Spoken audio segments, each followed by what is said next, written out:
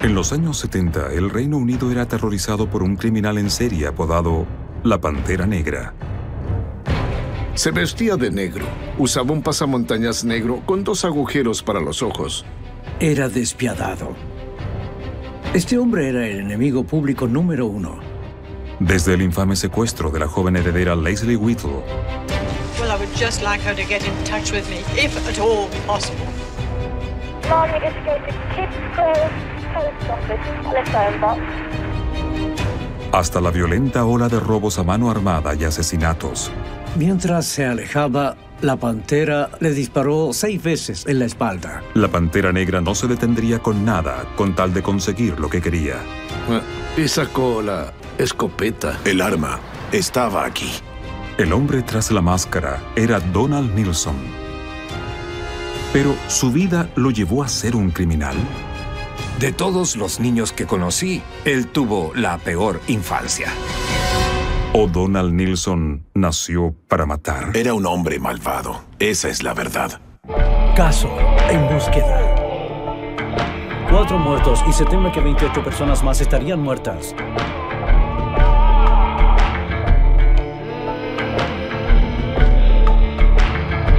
Se encuentran cuerpos en las paredes. ¿Dónde? Víctimas dementes. Enero 1975. The most important thing is that we want Leslie back. We will do whatever is required. Well, I would just like her to get in touch with me, if at all possible.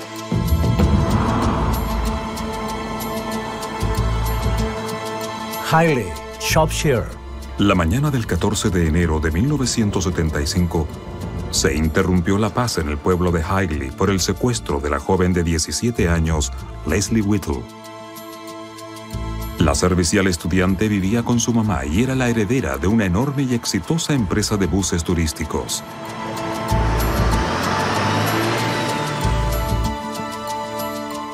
La señora Whittle descubrió que su hija estaba desaparecida y encontró en la sala de estar una nota que era una demanda de rescate por $85,000. El mensaje estaba escrito a lo largo de una cinta portadora. Decía, sin policías, sin trucos o morirá. Y esa fue una amenaza muy escalofriante. A pesar de la advertencia, la familia de Leslie decidió contactar en secreto a la policía. El secuestrador les exigió ir a la cabina telefónica cerca de Kidderminster y esperar una llamada.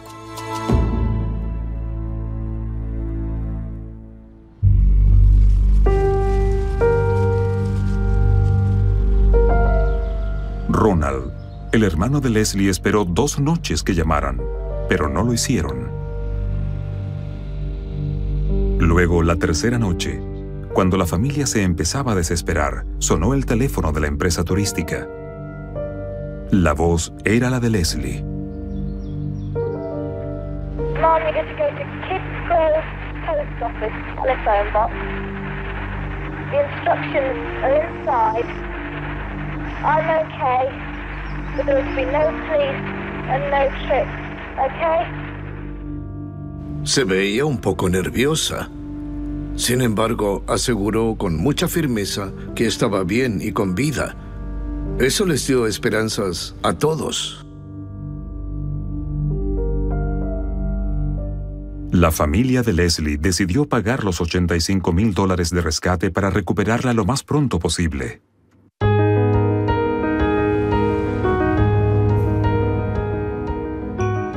Ron Whittle salió con el dinero dentro de la cajuela de su auto.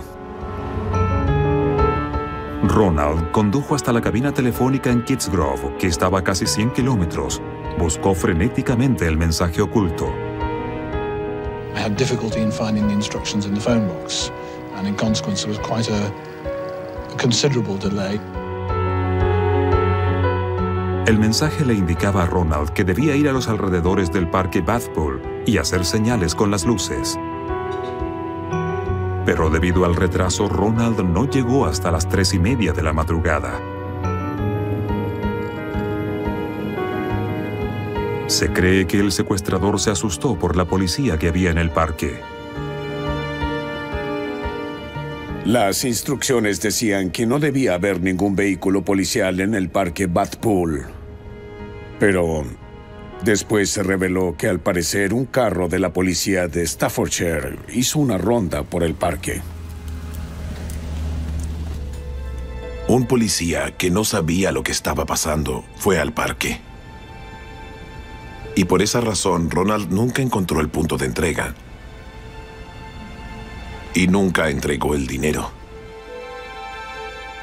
Después de fallar en la entrega del rescate, no se supo más. 8 días después, un policía en Birmingham descubrió un vehículo abandonado. Era un vehículo robado. Luego de revisar el interior del carro, se descubrió material que lo relacionaba directamente con el secuestro de la joven Leslie Whittle. Entre la evidencia encontrada en el vehículo habían más grabaciones que el secuestrador le obligó a hacer a Leslie.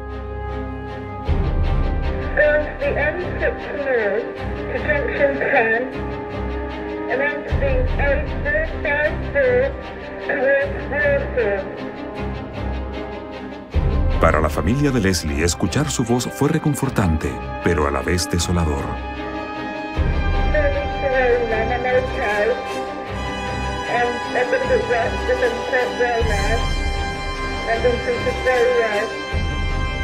Las grabaciones, junto con más instrucciones dentro de cintas portadoras, dejaron rastros que guiaron a la policía directamente al zoológico Dudley.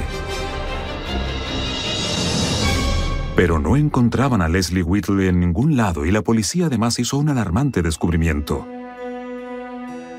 El automóvil abandonado tenía relación con un tiroteo que hubo en un patio de carga cercano y que ocurrió 2 días después del secuestro. Gerald Smith hizo enfadar a un hombre y dijo que iba a llamar a la policía. Mientras Gerald se alejaba, el hombre le disparó 6 veces en la espalda. No tuvo reparos en dispararle a Gerald Smith y él tuvo suerte de sobrevivir. Y cuando examinaron las balas con las que le dispararon a Gerald Smith, la policía descubrió la relación más escalofriante hasta ahora. El secuestrador de Leslie era el enemigo público número 1 del Reino Unido. La persona que estaba involucrada en el tiroteo al guardia de seguridad era la Pantera Negra. La Pantera Negra había cometido una serie de brutales robos y asesinatos que por 8 años tenía al norte de Inglaterra aterrorizado. La policía estaba ahora en una carrera contra el tiempo para cazar a la Pantera y así poder encontrar a Leslie Whittle con vida. We're looking for a very cool, a very calculating, and a very ruthless man. He's so ruthless that if you have a go, he'll gun you down. Make no mistake about that. En las siguientes semanas se le puso mucha atención a un hombre de 39 años de Yorkshire, Donald Nilsson. Nilsson nació en la ciudad de Bradford en 1936. Su apellido real era Napi. Su apellido era Napi y se burlaban mucho de él por el significado. Lo molestaban, lo acosaban y como resultado albergó mucho resentimiento y rabia, lo que él reprimió por muchos años. Las personas se burlaban de él y eso lo inhibía mucho. Por eso él estaba decidido a cambiarse el apellido tan pronto como pudiera. Morley, Yorkshire. Donald Napi fue a la escuela con Jerry Corfield. Esta es la escuela a la que asistimos con Donald. Estábamos en la misma clase, Donald y yo. Estábamos en una sala que quedaba al final. Nuestra profesora era la señora Denham. Los niños que estudiaban aquí venían todos de zonas bastante pobres.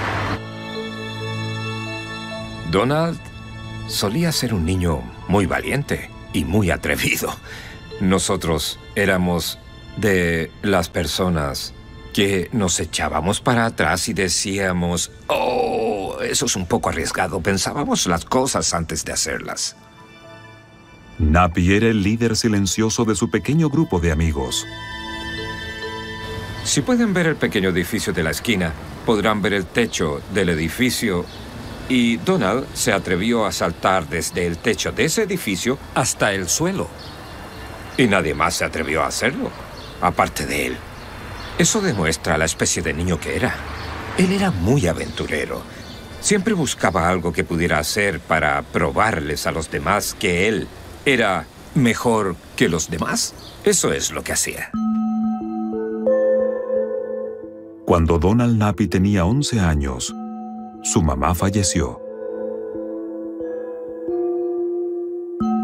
Fue muy difícil para Donald perder a su mamá porque sentía que ella era la única persona en quien podía confiar en su vida. Al parecer, el papá de Donald tenía muy poco tiempo para su hijo. Su padre era muy grande, un bravucón. Llevaba a muchas mujeres a su casa. Algunas se llevaban bien con Donald y su hermana, otras no se llevaban tan bien. Y a menudo echaba a Donald de su casa. De todos los niños que conocí, él tuvo la peor infancia, sin duda alguna. Pero lo más importante es que a él realmente le interesaban las armas. Le interesaban demasiado.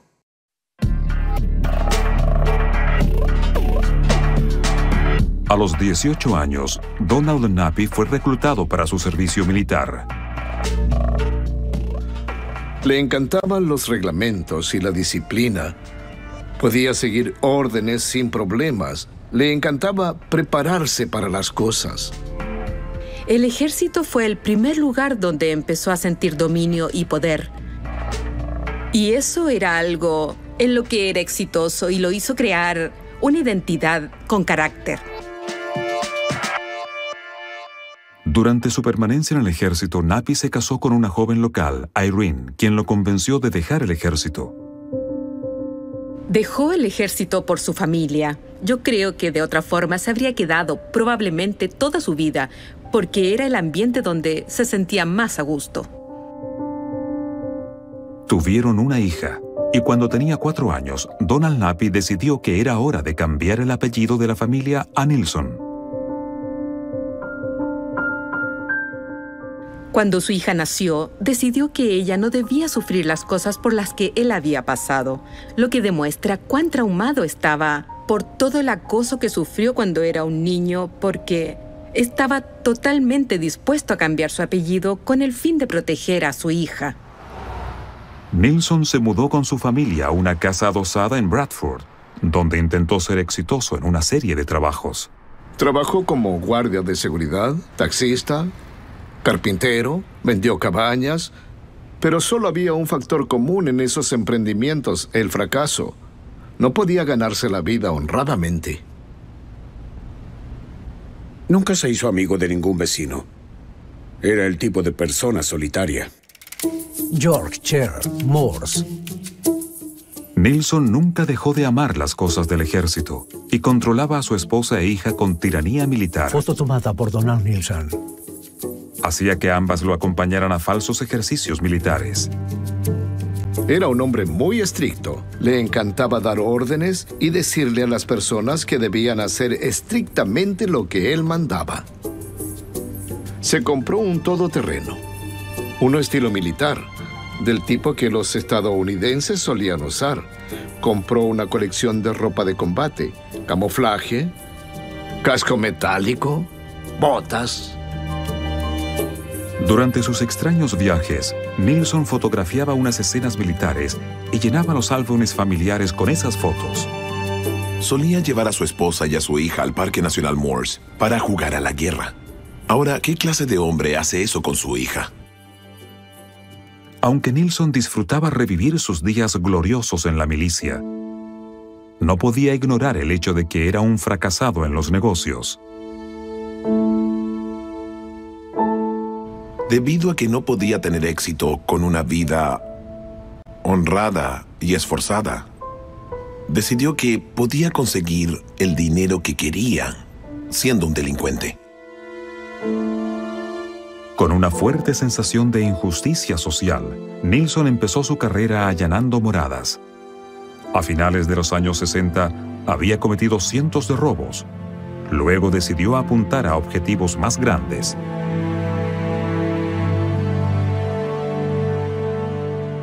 Nilsson había estado allanando casas en una zona bastante amplia por un tiempo considerable, antes de tomar la decisión de robar en las oficinas postales y a estar armado con 2 pistolas cargadas. En febrero de 1972, durante el curso de uno de sus primeros intentos de robo a mano armada, Nilsson fue desafiado y desenmascarado. Él escapó, pero su error llevó a que se distribuyera una fotografía de su rostro. Después de su intento mal ejecutado, es probable que Nilsson se haya dicho a sí mismo: esta es la última vez que me pasa eso. Les dispararé antes de que vuelva a pasar. Este error se alojó profundamente en la mente de Nilsson. Redobló su preparación estilo militar y aseguró que nunca más dejaría a un testigo con vida. Solía pasar días y semanas planeando estos asaltos a las oficinas postales. Solía construir escondites y anotaba todos los movimientos de los policías, de los carteros, de los lecheros, los horarios de trabajo de las personas. Lo tenía todo planeado porque era del ejército. Se mantuvo muy en forma. Hacía flexiones con la punta de sus dedos. Se dice que se hacía pasar como miembro del Servicio Especial Aéreo Británico. Una de sus doctrinas era: una planificación y organización perfecta evita desempeños pobres. Cometió crímenes planeados perfectamente. Se realizaron de forma metódica. No fue 1 o 2 robos que cometió en un corto periodo de tiempo. Esto continuó por muchos años.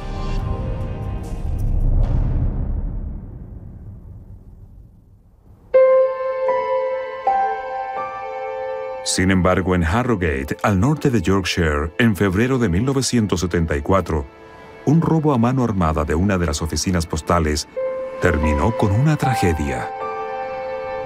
Robaron una suboficina postal durante la noche. El hijo de 18 años se despertó por el ruido de un intruso que usaba una capucha y cargaba una escopeta. El intruso quería saber dónde estaban guardadas las llaves de la bodega y ambos, él y el intruso, subieron donde estaba Donald Skepper y su esposa. El señor Skepper se despertó y cuando vio al intruso le dijo a su hijo de inmediato: atrapémoslo. Y en el momento que estaba saliendo de la cama, el intruso le disparó en el pecho.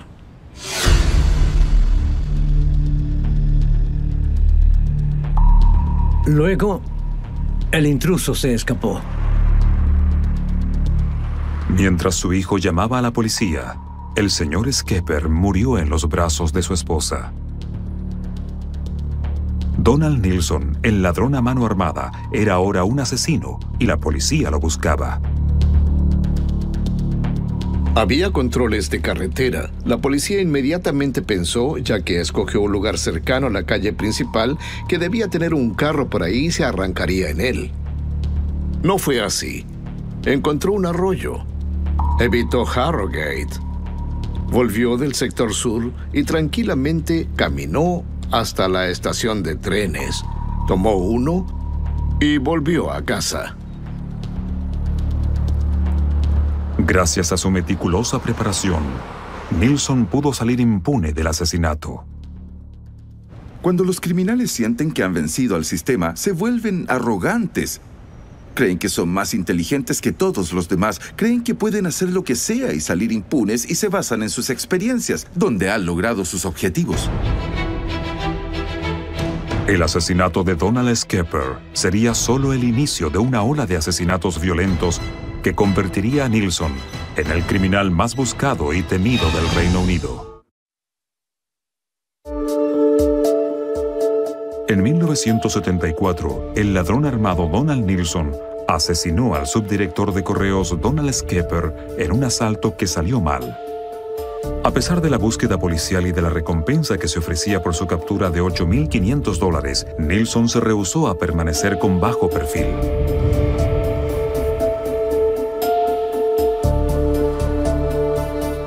El 6 de septiembre llamaron a la policía de Lancashire desde la oficina postal de Baxenden, que era dirigida por Marion Astin y su esposo Derek. Despertaron al subdirector de correos cuando estaba en su cama cerca de las 4 de la madrugada. Y entonces encontró al intruso encapuchado en su cuarto. El señor Astin inmediatamente brincó de su cama y fue capaz de sacar al intruso del cuarto hasta el rellano. Hubo un estallido y el señor Astin recibió en su hombro un disparo de bala a corta distancia. Nilsson nuevamente se escapó y Derek Astin murió poco después. Pero el detective e inspector principal Roy Eglon descubrió otra sorpresa. También le habían disparado en la parte inferior de su cuerpo y la bala resultó ser un calibre 22. Es algo bastante inusual que un criminal esté armado con 2 armas cargadas a la vez. Muy inusual. Los detectives pronto relacionaron los asesinatos de Derek Astin y Donald Skepper. En ambos casos describieron al criminal como un hombre pequeño y delgado que usaba un pasamontañas.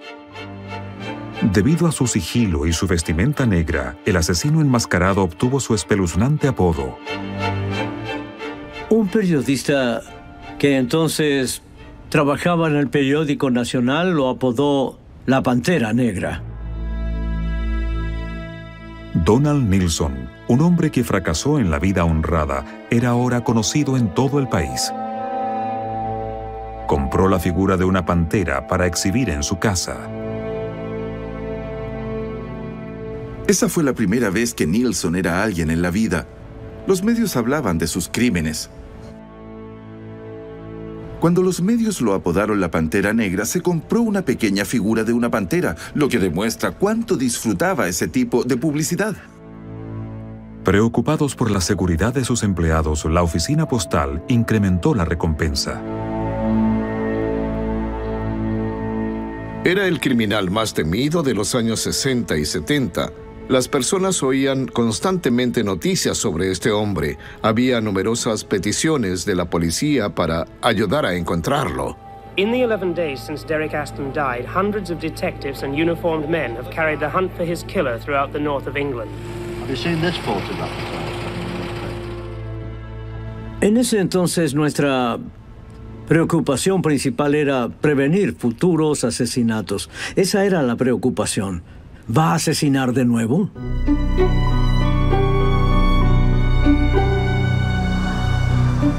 Unas semanas después, el 11 de noviembre de 1974, la Pantera Negra salió a merodear una vez más.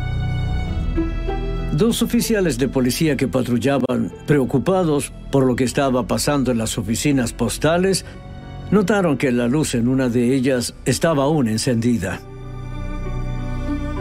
Fueron a la parte de atrás, abrieron la puerta y encontraron al señor Grayland tendido muerto y a su esposa inconsciente. Llevaron a la señora Grayland de urgencia al hospital con 3 fracturas en su cráneo. Afortunadamente sobrevivió. Un análisis forense al señor Grayland reveló que le habían disparado con un arma del tipo calibre 22, la misma que había matado a Derek Astin en Accrington. Con el asesinato de Grayland, la oficina postal incrementó la suma de la recompensa a $40,000.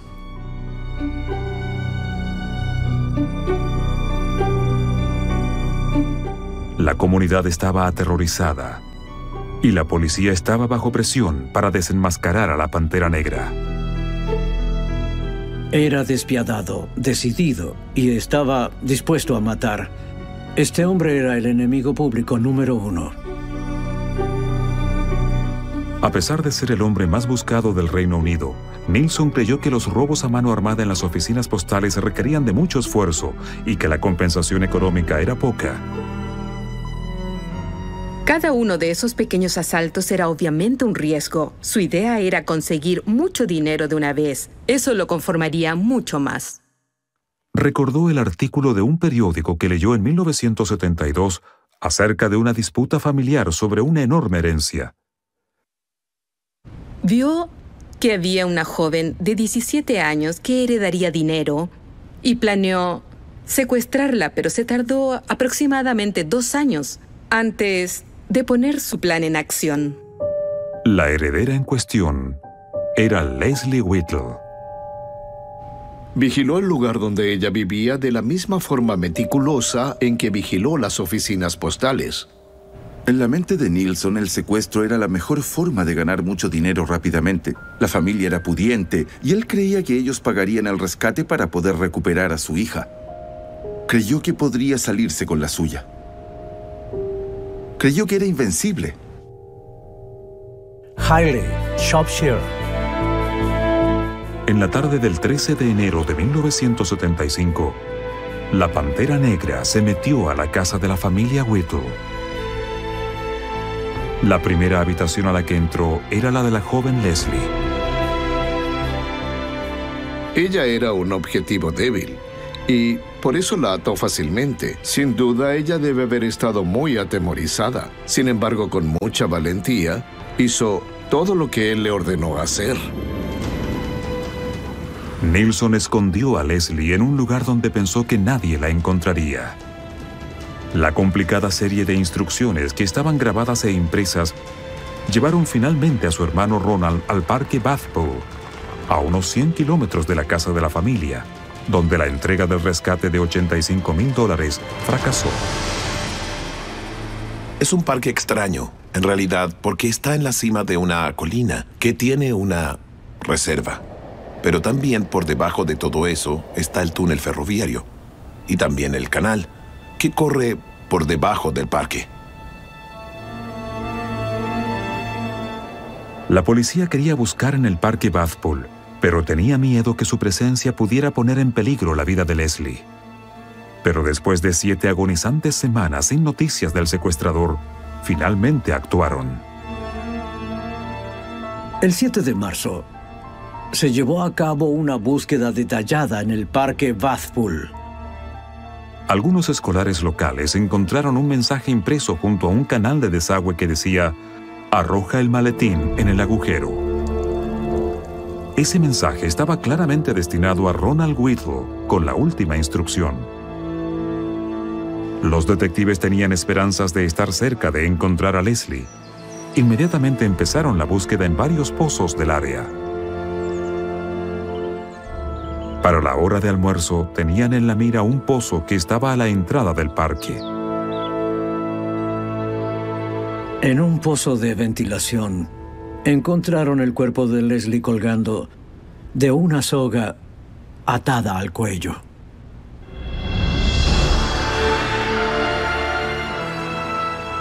Estaba colgada del cuello.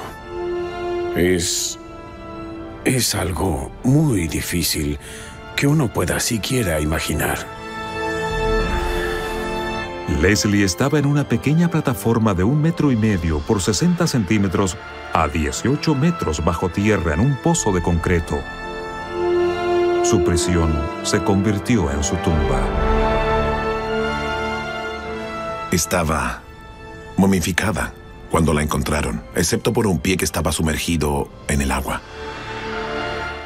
2 metros bajo Leslie corría el agua del túnel. La policía se preguntó si tal vez ella intentó darles una pista en el mensaje que había grabado.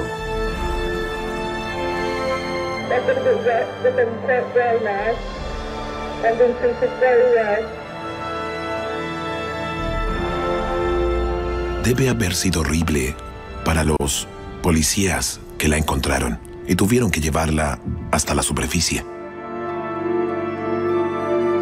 Pero el espantoso descubrimiento del cuerpo de Leslie Whittle dejó a los detectives sin pistas con respecto a su trágica muerte.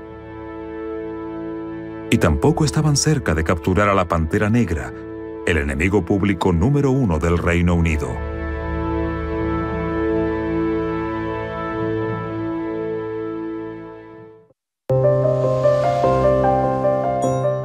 Nueve meses pasaron antes de que un encuentro casual terminara en un momento decisivo.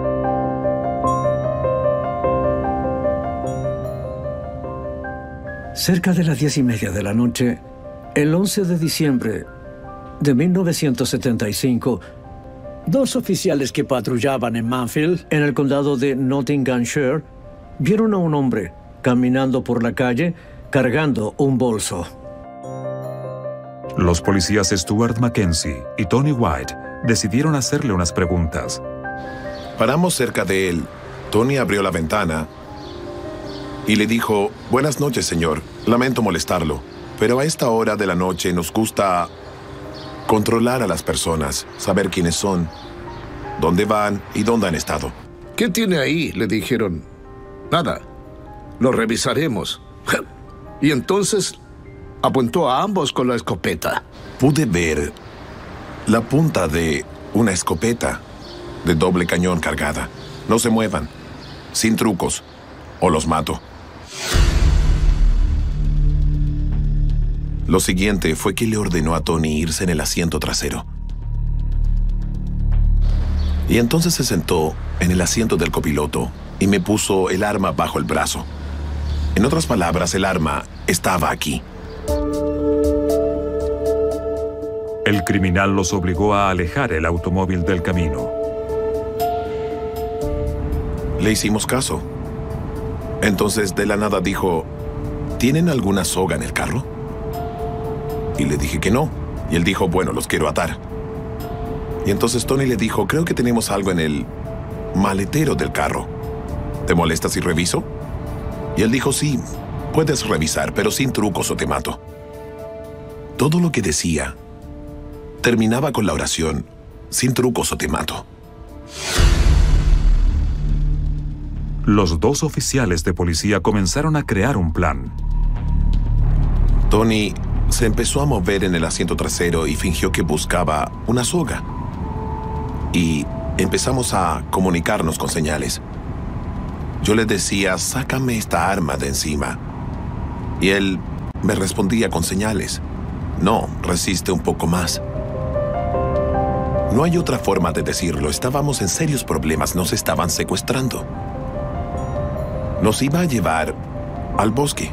Nos iba a amarrar y nos iba a matar.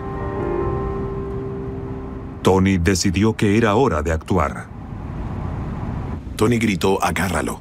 Pisé el freno y al mismo tiempo que hice eso, escuché un estruendoso disparo al costado de mi cabeza y vi un gran destello. Abrí la puerta y salí rodando del carro. Tony me gritó, me disparó. Corrí al frente del carro y empecé a gritar por ayuda a las personas que estaban en el restaurante. Abrí la puerta del copiloto, agarré al hombre y lo saqué del carro. Agarré su escopeta, se la quité y nos caímos al suelo. Puse mi rodilla sobre su garganta. Lo apunté con un arma en la cabeza y le dije: te mataré, maldito bastardo. Y apreté el gatillo, pero solo hizo un sonido. Por suerte, y ahora puedo decir eso, que jalé el mismo gatillo que él había jalado. En otras palabras, era un cartucho vacío. A Tony le habían disparado en la mano y los dos policías estaban teniendo problemas para ponerle las esposas al delincuente. La ayuda provino de una fuente impensada. Un grupo de mineros que estaban haciendo la fila para comprar comida vieron a un hombre violento golpear al policía y vieron que el policía trataba de defenderse. Entonces se abalanzaron sobre él y aplicaron una fuerza excesiva para lograr su arresto. Por alguna razón sabíamos a quién habíamos atrapado. Atrapamos al hombre al que todos estaban buscando, conocido como la Pantera Negra. El reinado de terror de 8 años de la Pantera Negra en el norte de Inglaterra había llegado a su fin. Cuando supimos que habían arrestado a la Pantera Negra, nosotros al fin sentimos de verdad un alivio muy grande. Cuando entré a ese cuarto a ver a Donald Nilsson, se veía deteriorado. Su rostro estaba cubierto de moretones, cortes, sangre. Se paró inmediatamente, me prestó atención y dijo: «Buenas tardes, señor». ¿Señor? Recordé los días en el ejército. La policía allanó la casa de Nilsson. Todo parecía estar perfectamente normal. Todo era normal hasta que registraron el ático de la casa. Entraron al ático y lo que vieron ahí los dejó impactados. Tenía un arsenal.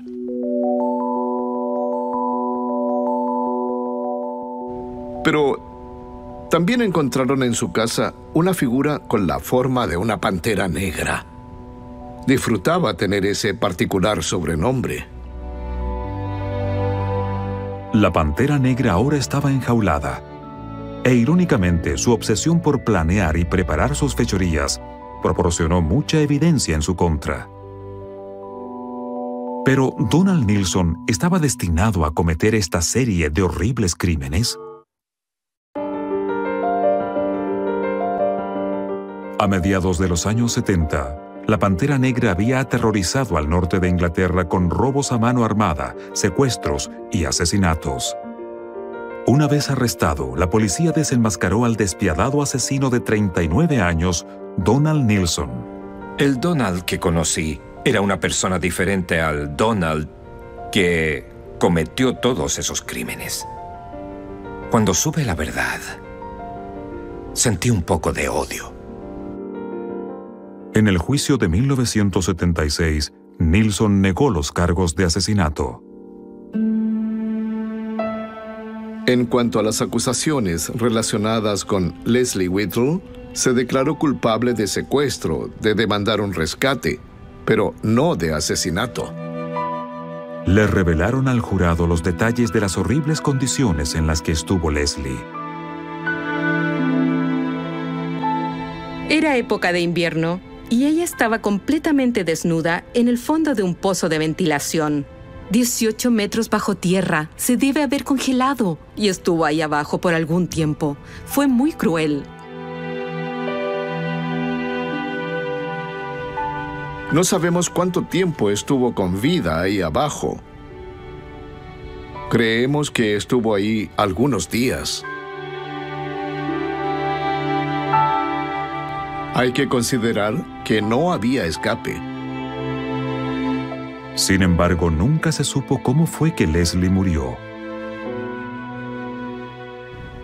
Retenerla en ese lugar fue algo realmente dramático, porque el hombre la había atado por el cuello con una especie de cadena, de modo que ella estuviera totalmente cautiva sobre ese colchón y en esa área. Entonces, ¿qué sucedió esa fatídica noche de la entrega del rescate? Nilsson entró en pánico. Bajó la escalera con mucha prisa. Sorprendió a Leslie Whittle. Y según su versión, fue en ese momento cuando ella cayó desde la plataforma.